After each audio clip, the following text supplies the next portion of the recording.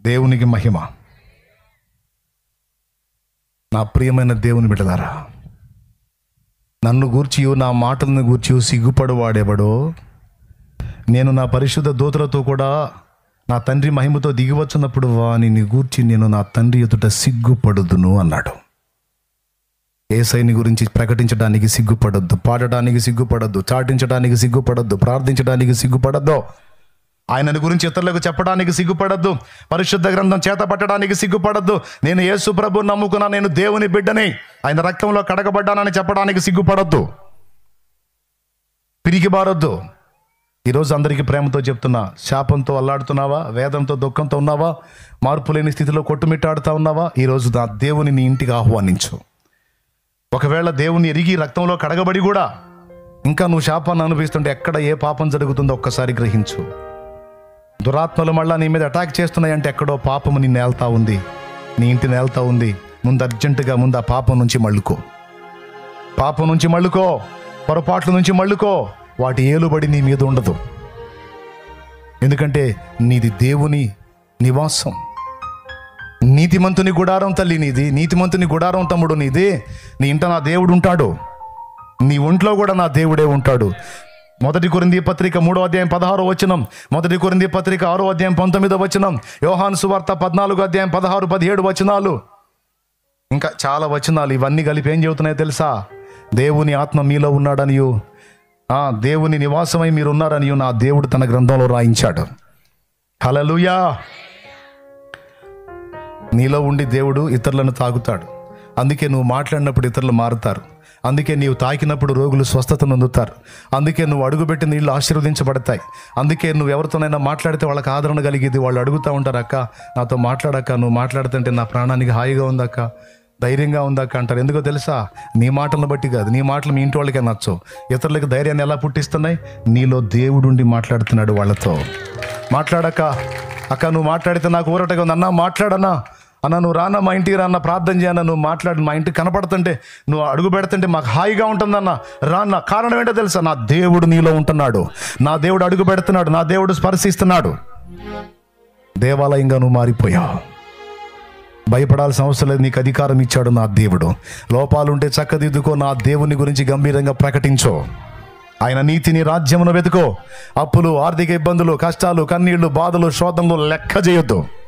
ఇవన్నీ నీకున్నాయని ఆయనకి తెలుసు. నీ ప్రార్థనలు అక్కడ వినబడ్డాయి, వినబడుతున్నాయి, వినబడబోతున్నాయి. అంతేకాదు జవాబు కూడా ప్రకటించే ఉన్నాడు. తగిన కాలం ముందు తప్పక నీకు జవాబు దొరుకుతుంది. బంధకాల్లోంచి పూర్తిగా విడుదల పొందుతావు. దేవుణ్ణి ఎరగనోళ్ళు విడుదల పొందుతారు ఆయన దగ్గరకు వస్తే. దేవుణ్ణి ఎరిగిన వాళ్ళు కూడా ఒకవేళ శ్రమ పడుతుంటే ఆ శ్రమ నీకు మేలుకే వచ్చి కీడుకు రాదు. దేవునికి స్తోత్రం. ఏమండి, పామూరులో వాక్యం చెప్పడానికి వెళ్ళామన్నా. వాష్రూమ్కి వెళ్దామంటే బాత్రూమ్ డోర్ లేదు. మళ్ళీ బాత్రూమ్ మొత్తం రెడీ అయి ఉంది, డోర్ లేదు. డోర్ ఒక్కటి కూడా అక్కడ పెట్టున్నారు కానీ వాటిని డోర్లు బిగించాల.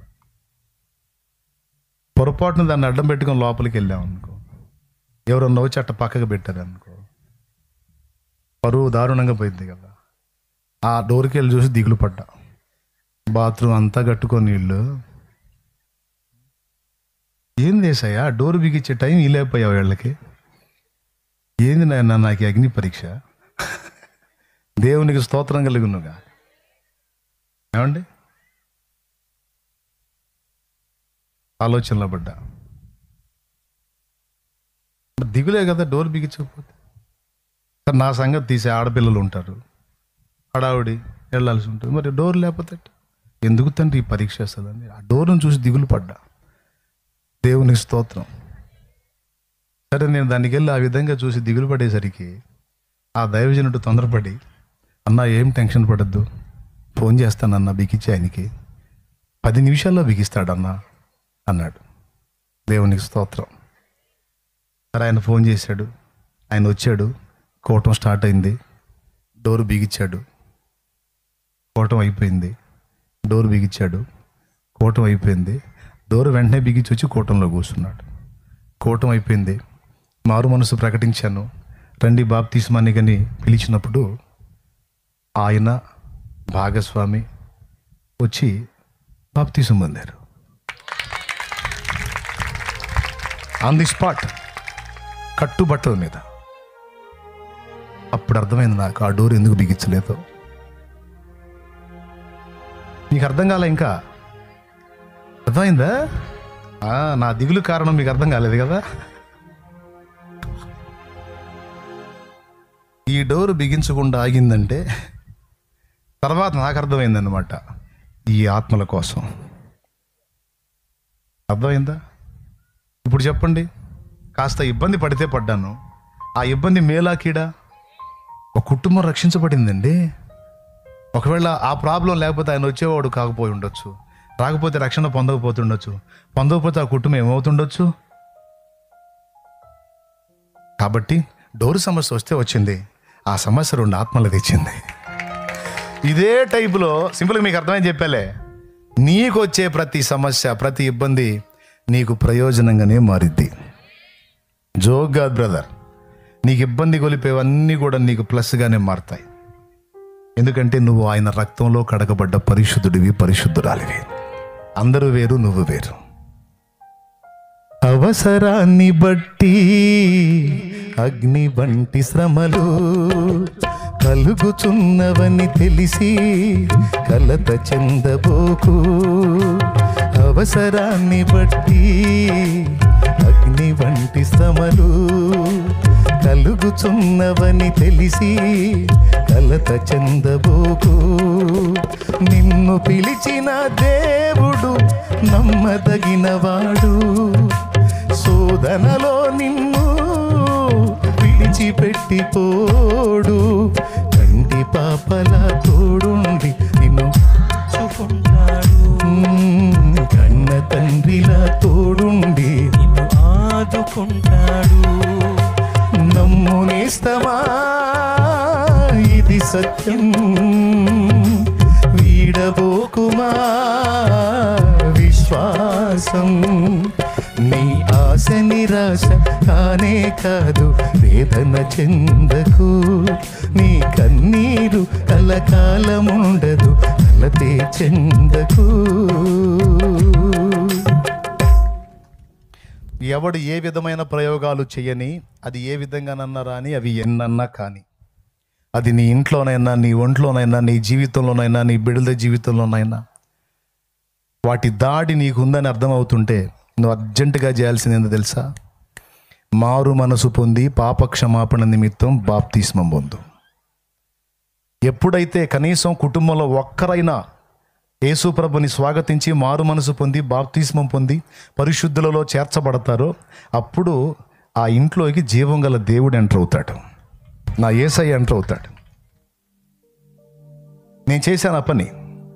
ముందు నేనే ఎట్లానే కూటం పెట్టారు, పిలిచారు, సిద్ధపడ్డాను. తీసుకునేటప్పుడు ఎవరికి చెప్పను కూడా చెప్పలా, చెప్తే చెడగొడతారు, చెప్పలా. సైలెంట్గా పోయి కట్టుబట్టల మీదే, బట్టలు స్పేర్ తీసుకెళ్తే యాడికి, బట్టలు యాడికి అంటారుగా, అందుకని కట్టుబట్టల మీద వెళ్ళిపోయి యేసు నా సొంత రక్షకుడు, నేను పాపిని, నా పాపాలన్నీ కడగబడి నిమిత్తం నేను బాప్తిస్మం పొంది నా దోషాలు కడిగేసుకొని క్రొత్త జన్మ అనుభవంలోనికి నేను రావాలనుకుంటున్నా, నిత్య జీవానికి వారసుని కావాలనుకుంటున్నా. నాకు ఇయ్యండి అయ్యా అని పోయా. ఇదే ఎండజం, ఏప్రిల్ నెల, ఇదే మార్చి నెల, వచ్చే ఏప్రిల్ 17 నా ఆత్మీయ పుట్టినరోజు, నా పండగ రోజు. దేవునికి స్తోత్రం కలుగునుగాక. అలాగెళ్ళి నిలబడితే పేరడిగి మ్యాటర్ చెప్పి బాప్తిజం ఇచ్చారు. బాప్తిజం పొంది ఒడ్డుకొచ్చా. ఒక నూతన అనుభవం, ఒక క్రొత్త అనుభవం నా జీవితంలోనికి, నా బ్రతుకులోనికి నా యేసయ్య ప్రవేశించిన రోజు, శుభరోజు, శుభవేళ. అప్పటిదాకా పనిచేసినటువంటి ప్రయోగ తంతులన్నీ నాశనమైన రోజు. నా ఫ్యామిలీ మొత్తం రక్షించబడ్డారు. వింతైన విషయం చెప్పనా? ఎప్పుడైతే నా కుటుంబం విమోచింపబడిందో ప్రయోగ తంతులు చేసిన వాళ్ళకి స్టార్ట్ అయింది. వాళ్ళు ప్రయోగించినవి, మమ్మల్ని నాశనం చేయడానికి ప్రయోగించినవి వాళ్ళ మీదకే పోయినాయి. ఎందుకంటే మేము యెహోవా సురక్షితమైన రెక్కల నీడకి చేరాం కదా. ఇక ఆయన రెక్కల కిందికి పోయినాక ఇంకెవడ ముట్టడానికి లేదు కదా. అప్పటిదాకా పీడించినాయి, రివర్స్ వెళ్ళినాయి. మీరు నమ్మండి నమ్మకపోండి, ఇద్దరు కలిసి చేసిన ఈ ప్రయోగం వాళ్ళిద్దరు ఇప్పుడు సజీవంగా లేరు. లేచారు. రెండు మారనన్నా మారాలి, లేకపోతే యాత్ర అన్నా ముగియాలి. రెండు ఆప్షనే లేదు. నీతో పాటు ఆడు కూడా మారి లైన్లోకి రావాలి, లేకపోతే పాడే కట్టడమే వాడికి. ఇంకా రెండో మాటే లేదు. దేవునికి స్తోత్రం కలుగునుగా. నువ్వైతే ఇక భయపడాల్సిన అవసరం లేదు.